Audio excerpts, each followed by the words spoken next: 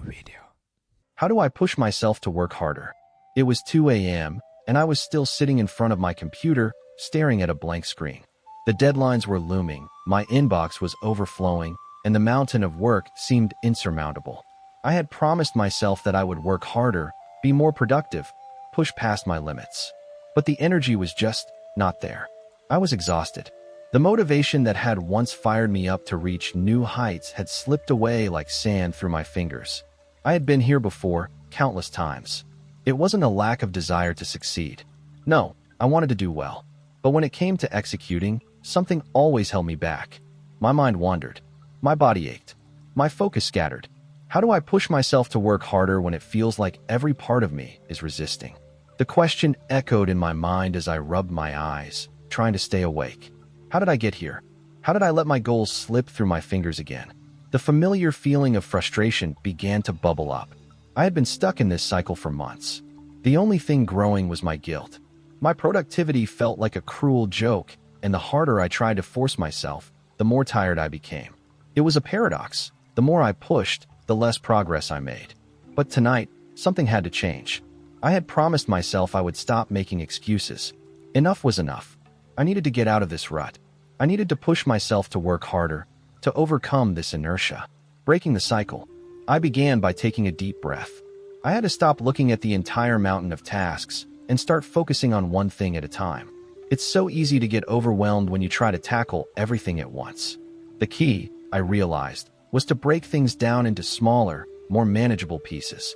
It wasn't about pushing myself to work harder on everything at once. It was about focusing on what I could do right now. I started by identifying the most urgent task in front of me. It was a report I had put off for days. The deadline was fast approaching, and the longer I procrastinated, the more pressure I felt. But instead of spiraling into panic, I told myself, let's focus on just this report, just this one task. Everything else can wait for now. I set a timer for 25 minutes. The Pomodoro technique, I had read, could help break through procrastination. I knew that by setting small chunks of time, I could trick my mind into focusing rather than getting lost in a sea of unfinished projects. With the timer ticking away, I opened the document and began typing. At first, my mind wandered. It always did. But instead of giving in, I gently brought myself back. Just 5 more minutes, I told myself. 5 more minutes, and you can take a break.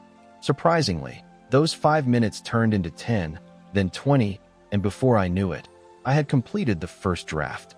It wasn't perfect, but it was progress. And that felt like a win. A small one, but a win nonetheless. Finding the motivation within. That small success triggered something inside me. If I could push through that initial resistance and finish just one task, I could do it again.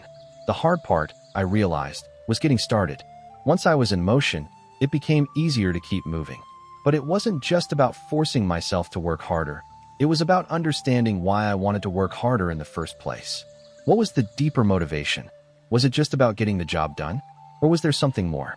For a while, I had been caught in the trap of simply doing things for the sake of doing them, filling my days with tasks that were either meaningless or driven by external expectations. I had been working harder not because I truly cared, but because I thought I should care. I thought I needed to push myself for the approval of others or to meet some arbitrary standard. But it wasn't fulfilling, and it certainly didn't motivate me. So, I took a step back and asked myself, why do I want to work harder? The answer wasn't about impressing anyone. It wasn't about earning accolades or recognition. It was about growth. I wanted to push myself because I knew that if I didn't, I would stay stagnant. I wanted to build something that I could be proud of, not for anyone else, but for me. My goals had to be mine, not someone else's. If I wanted to push harder, I needed to reconnect with my own purpose and make that my driving force. With this new perspective, I found that I was able to give myself more grace. I stopped beating myself up for not being perfect and focused instead on progress, even if it was slow. After all, the road to success was built one small step at a time. Building momentum. The next few days were a test. The motivation I had found in that small success was fleeting. The familiar pull of procrastination began to creep in again. But this time, I had a plan. I started using the power of momentum to my advantage. The idea was simple. Once I completed one task, I would immediately start the next. I'd build on that initial success, stacking momentum until I had a solid foundation to tackle bigger projects. So, after finishing that report, I moved on to the next item on my list. And the next. Even if they were smaller tasks, I made sure to check something off after every completed project. It didn't matter how big or small the task was. I was moving forward, and that was all that mattered.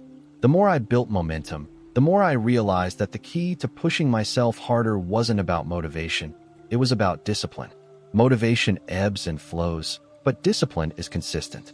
I didn't need to wait for motivation to strike. I could create it through my actions. Understanding limits. While pushing myself to work harder, I also had to understand my own limits. It wasn't sustainable to go at full speed every day, especially when I was already burning the candle at both ends. I had to balance pushing myself with taking care of myself. Rest became just as important as effort. I learned that working harder didn't mean working longer hours or neglecting my well-being. It meant finding the right balance between pushing through tasks and giving myself the space to recharge. This balance wasn't easy to find, but once I did, I noticed a significant improvement in both my productivity and my overall energy. Taking regular breaks throughout the day helped me stay sharp and focused. I also implemented a nightly routine that allowed me to wind down and ensure I got enough sleep. It wasn't about pushing harder at all costs. It was about pushing smarter. The reward of progress. A few weeks into this new approach, I looked back at everything I had accomplished. The tasks that once seemed daunting were now behind me. What had seemed like an impossible mountain of work had been broken down into manageable chunks, and I had steadily climbed my way to the top. I didn't reach my goals overnight, and I didn't do it without challenges. But every step forward was a victory, no matter how small. And those small victories began to add up, creating a sense of accomplishment that fueled my desire to keep going. I had learned that pushing myself to work harder didn't have to mean working myself into the ground. It meant setting clear goals, building momentum, understanding my limits, and staying disciplined. But most importantly, it meant connecting with the why behind my efforts, finding my own purpose and motivation in the process. The more I pushed myself, the more I realized that consistency mattered far more than perfection. In the past, I had been a perfectionist, obsessed with getting everything right. Every project had to be flawless, every detail had to be accounted for. But that mindset only drained me. It was exhausting to constantly strive for an unattainable ideal, and it held me back from making progress. I needed to redefine what success meant to me. Perfection wasn't realistic. Progress was. Every small task I completed was a step closer to my goals, even if it wasn't done perfectly. In fact, I learned that mistakes weren't setbacks. They were opportunities for growth. Each mistake taught me something new, and each task, even if it wasn't flawless, moved me forward. This shift in mindset was powerful. Instead of getting stuck in the loop of trying to get everything right, I started to focus on the process. I set a daily goal for myself. Work for a set number of hours without interruption, focus on the tasks at hand, and let go of the need for perfection. As long as I made progress every day, I could feel good about my efforts. And I did. It was liberating to accept that doing the work was enough. I didn't need to obsess over every minor detail. I just needed to show up and put in the effort. With this new understanding, I was able to build a rhythm. I learned to trust the process. I knew that if I kept showing up, kept doing the work, I would eventually get where I wanted to go. And that belief was powerful. It kept me going even on days when the work felt endless. The power of accountability. Another factor that helped me push myself harder was accountability. I realized that I didn't have to do this alone. In the past, I had kept my goals to myself, thinking that I should be able to manage everything independently. But over time, I discovered that sharing my goals and progress with others helped me stay on track. I reached out to a friend who was also working on personal projects, and we began checking in with each other regularly. We didn't just talk about our work, we also held each other accountable for staying on track. It wasn't about pushing each other too hard. It was about creating a sense of shared responsibility. Knowing that someone else was expecting updates from me helped motivate me to stay on task. The accountability wasn't just about deadlines, it was about encouragement. When I was struggling or feeling discouraged, having someone to talk to made all the difference. They would remind me of my strengths and push me to keep going, even when I felt like giving up. And in return, I did the same for them. This mutual support gave me a renewed sense of purpose and made me feel less isolated in my journey. Celebrating small wins. The more I focused on progress, the more I realized that celebrating small wins was crucial. It's easy to overlook the little victories when you're constantly thinking about the next big goal. But I learned that acknowledging my achievements, no matter how small, was key to staying motivated. I started setting milestones for myself, whether it was completing a chapter of a book, finishing a project at work, or simply having a productive day. Whenever I hit one of these milestones, I took a moment to appreciate the effort I had put in. I didn't let the celebration distract me for too long, but I recognized that these moments of success were worth acknowledging. They helped reinforce the idea that I was making progress, and that made it easier to stay motivated for the next task. Sometimes my celebrations were small: a cup of coffee, a walk around the block, or a few minutes of relaxation. Other times, I treated myself to something bigger, like a nice meal or a night out with friends. Whatever the reward was, it served as a reminder that hard work paid off. Facing setbacks with resilience. Of course, there were setbacks. There were days when things didn't go as planned, when I failed to meet a deadline, or when my work wasn't up to my standards. In those moments, it was easy to slip back into old habits of self-doubt and frustration. But instead of letting those setbacks derail me, I focused on building resilience. I reminded myself that setbacks were a natural part of the process. Every successful person had faced obstacles. It wasn't the setbacks that mattered, it was how I responded to them. I could either let them break me or use them as opportunities to learn and grow. When things went wrong, I made it a point to reflect on what I could improve. I didn't dwell on the failure or beat myself up about it. Instead, I asked myself, what can I do differently next time? What can I learn from this mistake? The goal wasn't to avoid failure, it was to fail better each time. Failure wasn't the end, it was just another part of the journey. Sustaining long-term effort. One of the hardest parts of pushing myself to work harder was maintaining that effort over the long term. It's easy to be motivated for a few days or even a week, but keeping that drive alive when the novelty fades and the work becomes monotonous is a different challenge entirely. I learned that sustaining effort required a balance between work and rest. I couldn't keep pushing at full throttle all the time. I had to build in periods of rest, relaxation, and recovery to avoid burnout. When I took the time to recharge, I came back to my work with renewed energy and focus. I also found that routine was key. By building a routine that included both work and self-care, I was able to maintain a sustainable level of effort. I set a schedule that allowed me to stay productive without overwhelming myself. This consistency made it easier to keep moving forward, even when the work became grueling. But most importantly, I learned that it was okay to slow down sometimes. Working harder didn't always mean working faster. It meant working with intention, focusing on what mattered most, and giving myself permission to take breaks when needed. In the long run, that balance was what allowed me to keep going, even when the going got tough. As the months went by, I found that pushing myself to work harder was no longer about forcing myself to do more. It was about finding a rhythm and flow in my work that felt natural, productive, and fulfilling. It had become part of my lifestyle. I had become comfortable with the process, meeting small goals, facing setbacks, pushing forward, and, most importantly, learning to be patient with myself. But the real challenge came when I was faced with a huge opportunity, a major project that was unlike anything I had done before. It was the kind of challenge that made my heart race and my hands sweat. The deadline was tight, the expectations high, and the stakes felt incredibly real.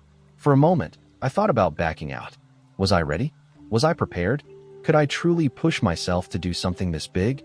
Then I remembered everything I had learned in the past months, how I had already overcome countless smaller hurdles, how I had built momentum, how I had learned to stay disciplined even when things got difficult.